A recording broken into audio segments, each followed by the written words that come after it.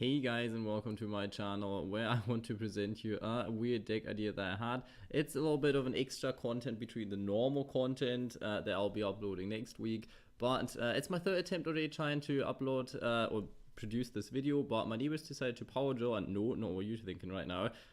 So I basically am disrupted all the time without even needing any hand traps. What the idea of the deck is, basically you're playing World Legacy plus Lightsworn monsters, and you want to mill a lot of cards because there's that neat card, World Legacy Survival, which you can excavate top 5 cards, and then if it's a World Legacy card or a crawler card, which doesn't matter, you can get the card to the hand, mill the rest of the cards to the graveyard, which would trigger cards like Wolf, for example, gets your Fairy Tale Snow into the graveyard, and so on. Plus, they are darkness monsters, Lightsworn are light monsters, so getting cards off like Black Luster Soldier and Light Pulsar Dragon is quite easy actually. I only run double light, at that point only double Black Luster Soldier. The deck is not 100% thought through, and you want to go second with that deck, just a little bit of a disclaimer before. You don't want to clog up your hand with him, start with like double Black Luster when you can't really mill or whatever is kind of bad, so I thought playing him at 2 would be fair enough. World Legacy, World Lands, you're playing Link monsters, your opponent possibly might be playing Link monsters, so reducing his attack without targeting him can be quite neat, plus it gets your darkness monster into your graveyard, so that's pretty neat. The new card that probably will come out in Soul Fusion, I'm sure, but I think it's an Orphical card, and I think they come out in Soul Fusion if I'm not mistaken. I've obviously not much of an idea.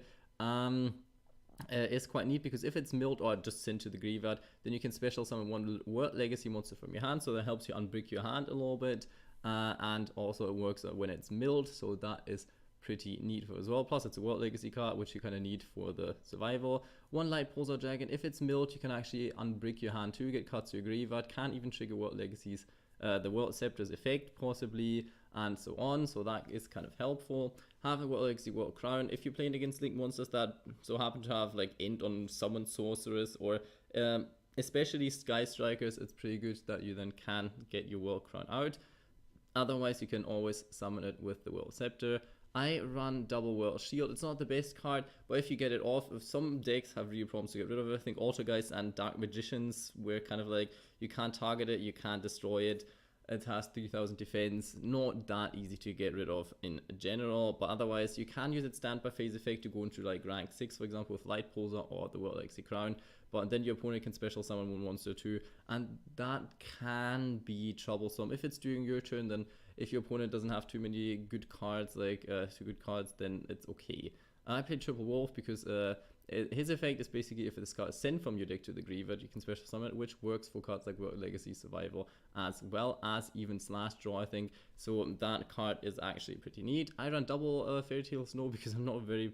I don't know, I'm not a mill player that mills his own deck rather than his opponent's deck. So I don't know if one Fairy Tale Snow would be better. Let me know in the comments what you think. If you want to take out one Fairy Tale Snow and replace it with like Giant Rex or even like a Judgment Dragon or whatever, then you obviously can't do that. I decided to only run double Raiden because what you actually want to get is Lumina most of the time, and I wanted to be able to play double Fearless because you actually can get her effect off with some mills sometimes. Like, I don't know, it's quite conditional because the Wolf is just the better effect in total. Fearless, obviously a good tuner, you can tribute her to get rid of a monster, blah blah blah, you all know her. Lumina Lightsworn Summoner, very good. You can go into cards, for example, like Dante, if you get multiple ones into the graveyard. It generates quite some advantage. It's your main key to, let's say, get into the Curious, for example, and also getting cards from your hand into your graveyard, like the World Scepter, that you then could trigger the effect as well. So it starts kind of combos, sets up your combos, and if you get double Lumina, one in the hand, one in the graveyard, then you are pretty set most of the time. Solar Recharge, you run a lot of Lightsworn monsters, plus you have the chance to like search Lightsworn monsters as well, so triple Solar Recharge for draw power and milling is quite a good card. You want to see it in your starting hand mainly with a Lightsworn monster most of the time. If you don't, it's kind of unlucky. One Allure of Darkness to unbrick your hand, get more spell cards into the deck, because if you start with a hand that's just monsters, you probably basically lost, because even if you start with Lumina, then you have nothing in your graveyard and can't really do anything. Allure of Darkness, so for the, I think it's 10 World Legacy cards or something, so usually works, even if you can search them with like the survival as well, which kind of bumps up the number a little bit in theory. So one Allure of Darkness is pretty good. To obviously triple World Legacy Survival, a card that you also kind of want to see first turn. It's always a little game with probabilities at that point, because you don't know if the top 5 cards that you excavate will be one of the World Legacy cards or not. You only can hope that your ratios are high enough that the probability is very likely that there will be at least one under those cards. That's why you play. That's why it has a lot of, I don't dead hands or like bad turns. If you can't pop off, then you basically lost, and otherwise, if you pop off, it actually is really fun to play the deck. I run triple slash draw. I actually think the deck is the card is really useful. You get one draw, but you sacrifice 2 cards, so technically it's a -1. But even if you don't draw into another slash draw, then you can still rearrange your graveyard if you already have quite a graveyard set up, or if your opponent controls a lot of monsters, then you can rearrange your graveyard, get cards back to your deck. But also keep like other cards milled into the graveyard, which I kind of like, because you can actually look, let's say, at stuff like Black Luster Soldier that you accidentally milled back to your deck, because if you want it back in your deck and stuff like that, that's quite neat. So if you want to run Judgment Dragon, that's also a way of getting it to there. Plus, if you actually accidentally draw into one slash draw, then it's basically a wooden game for you anyway. One card destruction, if you happen to get it first turn and unbrick your hand a little bit and stuff like that, it's quite a good card. Otherwise, I just wanted to play it because it's legal now, and you know, one Monster Reborn because it's a mill deck. You can play on Soul Charge, but I felt like Soul Charge was always like sometimes good, sometimes useless if you can't get your game on, but you can do that how you want to. And obviously triple charge of the Light Brigade, because you can mill, you can surge, and all in all, it's a very good card. For the extra deck, I run one Michael, because you could add cards back to your hand and generate some life points. Can be quite neat sometimes if you're like maybe near to deck out, for example. Black Rose Moonlight Dragon, because your main playmakers are level 7s. You obviously could go for the new Boral Dragon as well when he's out, but I think that will take a little bit, because there will probably be a synchro set at one point.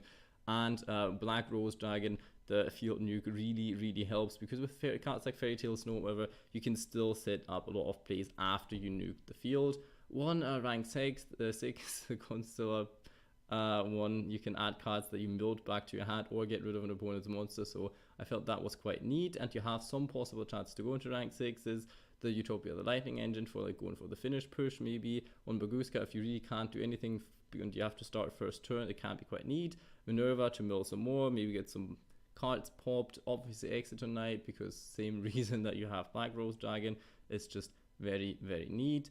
Dante to mill some more. Ball Sword Dragon, you can run any other rank 4 as well. You could even go for Topologic Bomber Dragon with proc with Fairy Tale Snow the whole time and stuff like that. Could be neat too. One Curious to mill to get cards into your graveyard and so on. I like Deco Talk as a generic link 3, because it could protect cards that you really want to protect and so on.